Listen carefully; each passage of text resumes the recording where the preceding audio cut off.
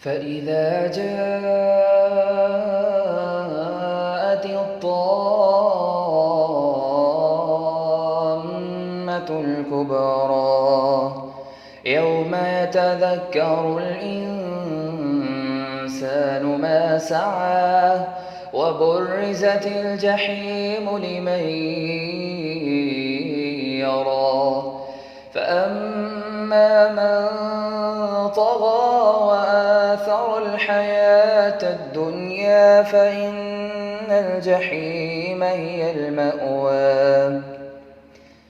وأما من خاف مقام ربه ونهى النفس عن الهوى وأما من خاف مقام ربه ونهى النفس عن الهوى فإن الجنة هي المأوى يسألونك عن الساعة أيان مرساها فيما أنت من ذكراها إلى ربك منتهاها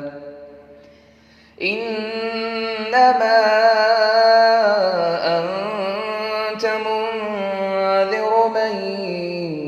يخشاها كأنهم يوم يرونها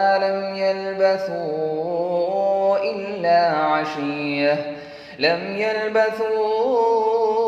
إلا عشية أو ضحاها.